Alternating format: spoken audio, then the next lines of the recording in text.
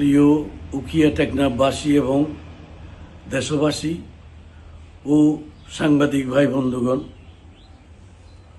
আজকে আমি একটা চিঠি হস্তান্তর আমাকে দিয়েছে পোস্ট অফিসের মাধ্যমে। চিঠির লেখক হচ্ছে মুমিনুল আলম, আঞ্চলিক কোঅর্ডিনেটর, ব্যাটালিয়ন 71, কক্সবাজার।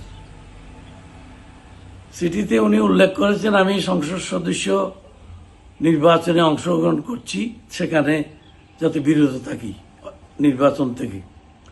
অন্যথায় তারা আমাকে শরীফ ওসমান হাদির মতো পরিণতি ভোগ করার কথা বলেছেন। 24 ঘন্টায় আমার কিলিং স্কোয়াড আপনার নজরদারিতে আছে, এই কথাও বলেছেন।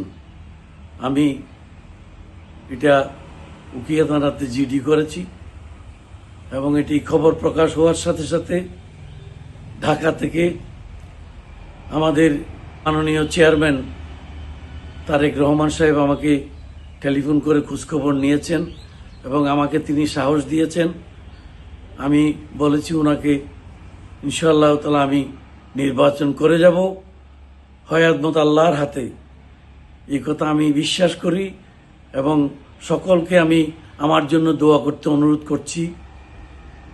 খুদা হাফেজ, আসসালামু আলাইকুম।